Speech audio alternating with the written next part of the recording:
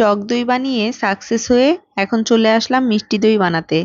আসসালামু আলাইকুম everyone, welcome to Hasna Tarbin and Maunis vlog. কেমন আছেন সবাই? আজ মিষ্টি দই বানানোর ট্রাই করছি, আর কোথায় কি কি ভুল করলাম সেটাও আপনাদের সাথে শেয়ার করব। প্রথমে আমি একটা হাঁড়িতে 1 লিটার ফুল ক্রিম মিল্ক নিয়ে নিলাম।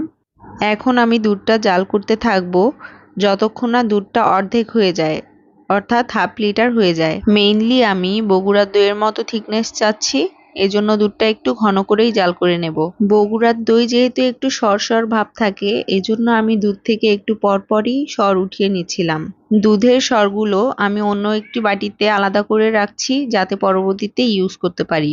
এই তো 1 কেজি দুধ জাল করে আমি হাফ কেজি করে নিয়েছি। এখন এর ভিতরে 2 টেবিল চামচ চিনি অ্যাড করলাম। চিনির পরিমাপটা আরও একটু বাড়িয়ে দিলে ভালো হতো, আমার দইটা একটু কম মিষ্টি হয়েছিল।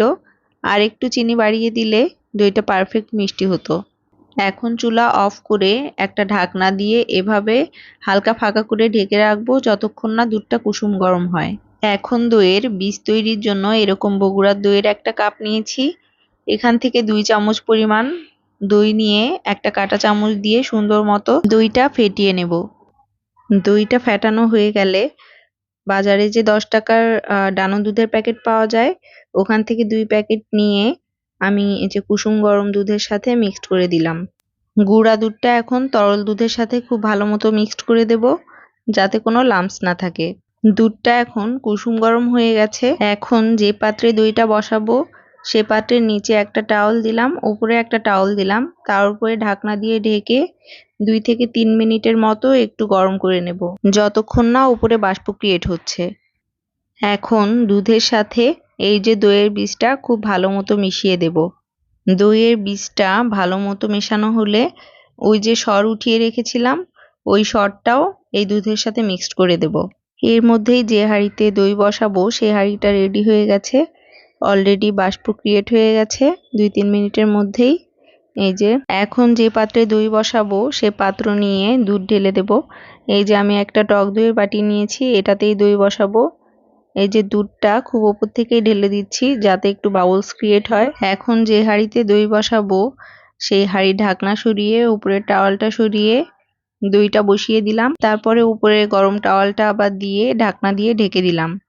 দইয়ের মিশ্রণ সামান্য একটু বেঁচে গিয়েছিল, আমি যে ছোট দইটা কিনেছিলাম ওই পাত্রটাই খালি করে দইয়ের মিশ্রণটা ঢেলে দিলাম। এখন এই দইটা বসানোর জন্য একটা সসপ্যান নিয়েছি, সসপ্যানটা সামান্য একটু গরম করে নিয়েছি।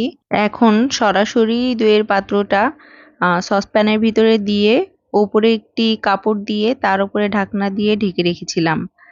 তারপর 10 ঘন্টা ওয়েট করার পরে এখন দেখছি দইটার কি অবস্থা। শুরুতেই পড়ে গেল বাটিটা, এখন দেখা যাক কি অবস্থা।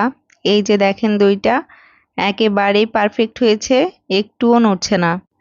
এখন দেখি বড় পাত্রের কি অবস্থা, দইটা ঠিক মতো জমলো কিনা। এই পাত্রেও কিন্তু দইটা পারফেক্টলি জমে গেছে, শুধু মিষ্টিটাই একটু কম হয়েছিল, তাছাড়া দই একদম পারফেক্ট হয়েছিল।